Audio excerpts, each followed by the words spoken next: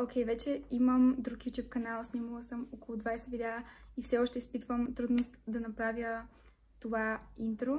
Аз съм Кристина, 17 съм, занимавам се с прекалено много неща, но най-голямата ми страст може би е рисуването и от много време се каня да си направя канал, който е fully dedicated за рисуването.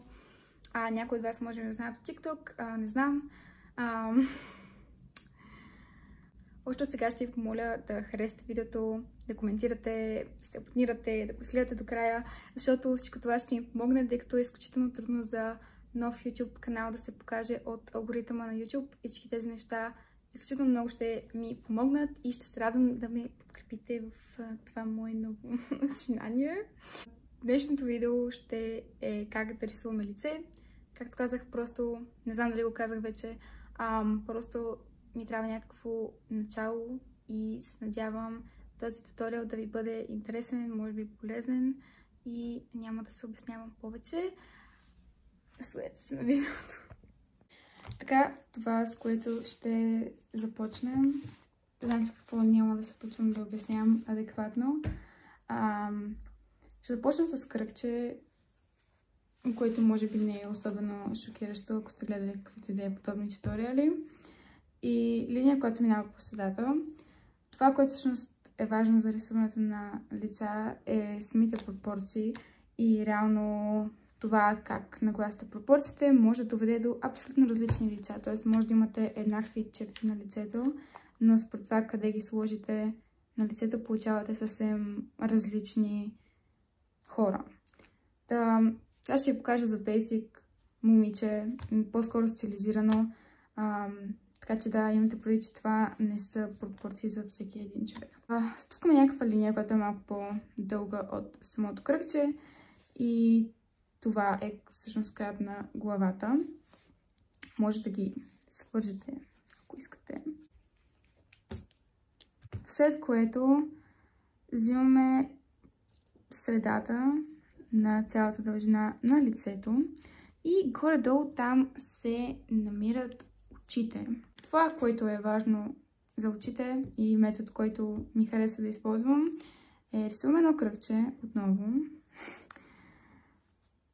и две точки, което свързваме двете точки. Ето така.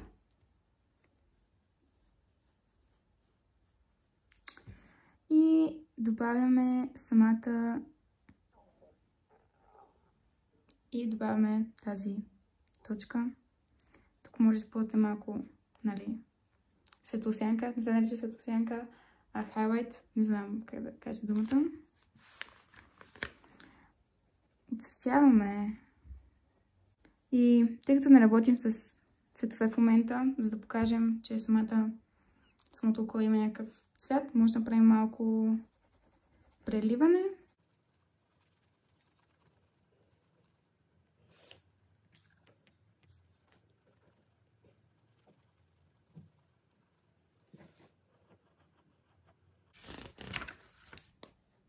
След което може да добавим миглите. Това, което бих ви съветвала да не правите в никакъв случай, просто да ги рисувате ето така, защото самите мигли не са някакви конци, които стърчат от окото ви. Те имат извивка. Те реално не са просто прави. Разбрахте ме.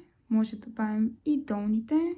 По този начин рисуваме око, което ще добавим ето тук. Знам, че на доста хора им е трудно да рисуват двете очи еднакви и доста разбирам този стръгъл. Така че упражнение, което може да направите, така че да се научите да рисувате двете очи еднакво, е измислите някакво случайно нещо и се опитвате да го прекопирате от другата страна. Отново с линии, свързвате точки.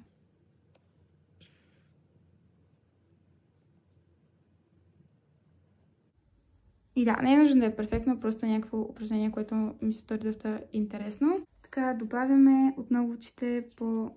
Ще изтрия малко линиите, защото ми пречат. очите по начина, който обясних току-що.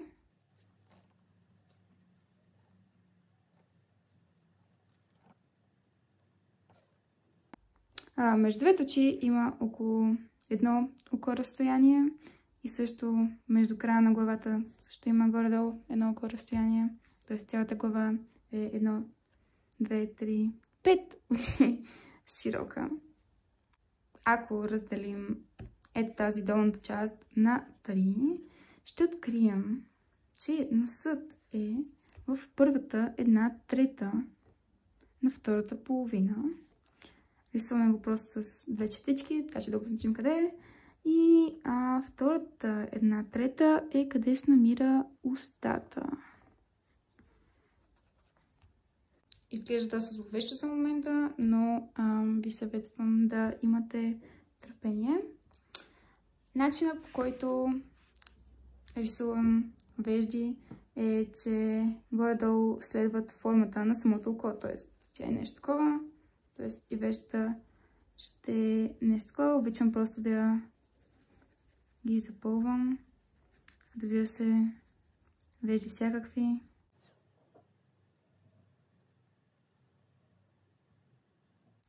Относно устата, ако вземем началото на окото, двете очи, ще намерим горе-долу къде свършва устата, което е изключително удобно. И, нали, ако приемем, че вече сме направили това и имаме тази дължина на устните, е важно да знаем, че устните имат 5 части. 3 отгоре и 2 отдолу. Нали,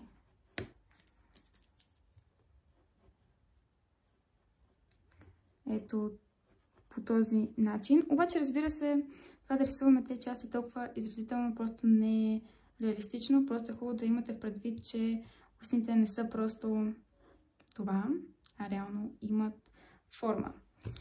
И, нали, ако са по-тънки устни, тези черти, извивки не са чак толкова изразени, но има и устни, които са доста по-изразени. Реално, това колко са големи устните, зависи от големината на черепа.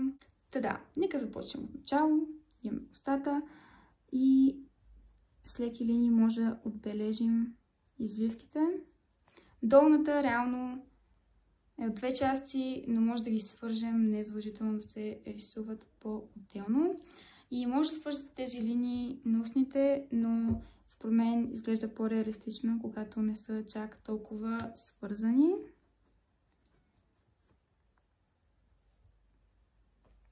Може да добавим малко светлосянка.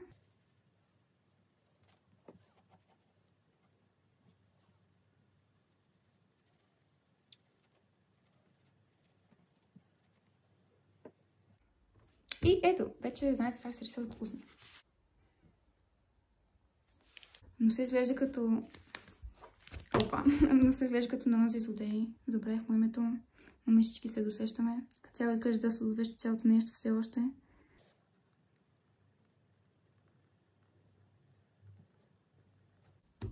Ушите се намират от началото на окото до края на носа. Вземаме една линия и рисуваме ушите, които отново не са прави и те имат извивки. Но няма да се занимавам толкова с техните детайли.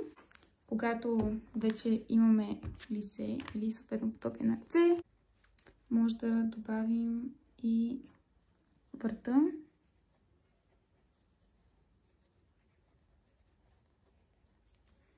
И малко светосянка под врата. Даже ако искате и рамене. Тук ключиците вече тотално се изхвърляме.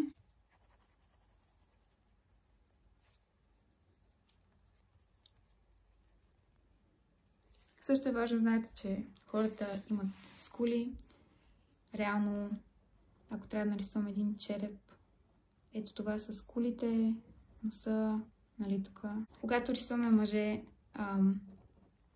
челюстта е много по-остра, докато при жените, както виждате, е доста по-обло и дори не си личи. Но да, има скули, заради които слагаме светосенки. Та за косата просто е важно да не рисуваме всеки кичур по-отделно, това е абсолютно безсмислено. Просто е важна самата форма и да има просто няколко изразени кичура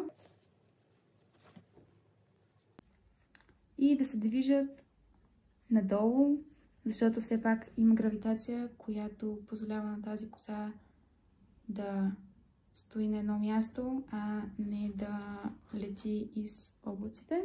Разбира се, ако това е част от вашия стил, може да го направите, но в конкретния случай просто искаме да се придържаме към една сравнително нормална прическа. Да, няма да се пристаравам. Ако искате, ще направя съвсем отделен туториал за коса. Имам вече един в TikTok.